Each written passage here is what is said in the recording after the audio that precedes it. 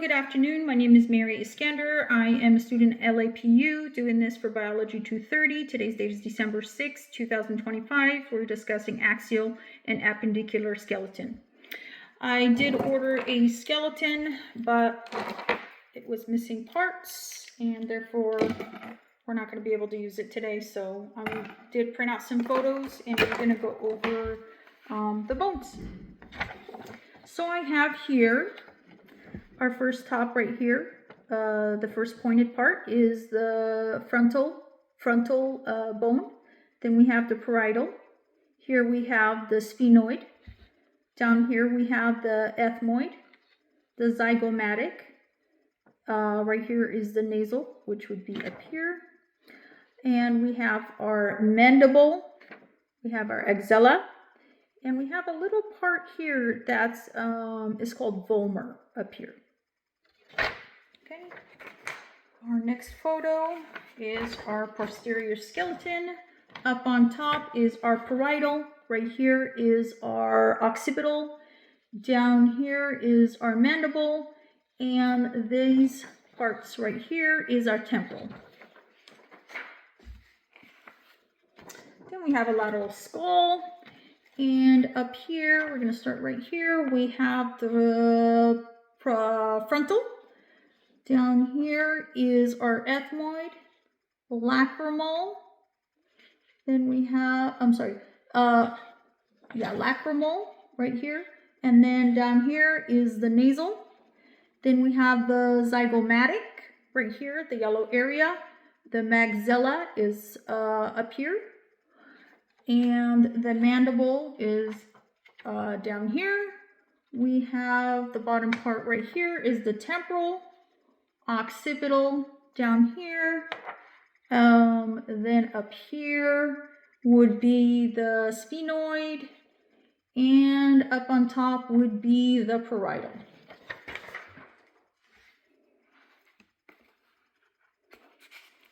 And then here we have the names, but the names are on this side. Here's on label just like the last photo, and I'm going to name them. The top part is the parental, which is up here. Then we have this part, which is the ethmoid. Then we have here, which is like the orangey part, that's the sphenoid. Then up here would be the temporal, and down here, which would be the parietal, and this green area would be the occipital.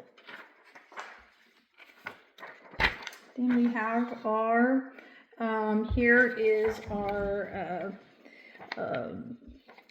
cervical vertebrae column. Up here we have the atlas and then the axis. This area down here or up here is the cervical vertebrae, and this one is the right here would be the thoracic vertebrae. Down here, this section would be the lumbar vertebrae. Here we have the sacrum, and of course the very bottom would be the coxal. Then we have our thoracic cage. And basically the top area up here is the true ribs, and that is basically rib 1 through 7. Down here, which is rib 8 through 10. Down up here would be the false ribs. The very bottom here, these ones are floating ribs. And then up here is the manubrium of the sternum, and in here would be the body right here. Okay. The hand bones gave me a little bit of a hard time, so I kind of named them A, B, C, D, E, F, G, H. And of course, the very bottom here would be the lunate. The B part up here would be the trictium. And then C would be this bigger bone up here, which would be the pisiformis. D up here would be the capitate. And then E, which is this section, that would be the herniate. And then F up here would be the sphenoid. G, which is, I have it here, which would be the trapezoid. And then H, of course, would be the trapezium. Okay, then we have our skeleton. So here's our skeleton. We're going to go ahead from top to bottom, and here is our cranium. On top is the cranium, and then the mandible. This area right here is the clavicle, then the scapula, humerus. Right here is the radius, ulna, and then we get the leg here, which would be the femur. This one would be the patella, tibia, fibula. And then we have up on this part, which would be the ischium. Then we have these fingers, which would be phalanges, metacarpals, and then carpals. The pelvic area here would be the pubis, and then the little bit up above would be the sacrum. This part up here would be the ilium, and of course these are the ribs, and then the sternum up here, and that is it for this one. And our last but not least, we have our feet bones, and we have it number 1, 2, 3, 4, 5. So number 1 up here, which would be the calcaneus bone. 2, the second one would be the talus, and that is this part.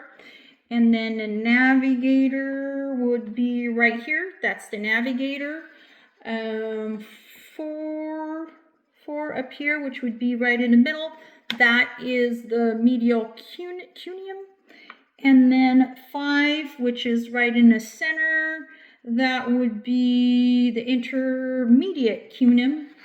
And then the 6 would be the lateral cunium.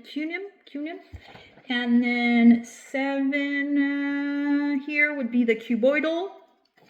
And the toesy part up here, that is the metatarsus. And of course up on top would be the phalange. The disease I chose is osteoporosis. And basically it's a bone density, it's a disease where bone density decreases.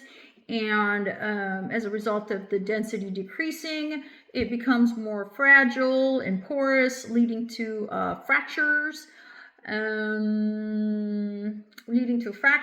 Which is basically, and they mainly happen in the spine, the hip area, sometimes the wrists. The risk factors for osteoporosis is genes, sometimes medication, age plays a difference if you're elderly, and if you're a female.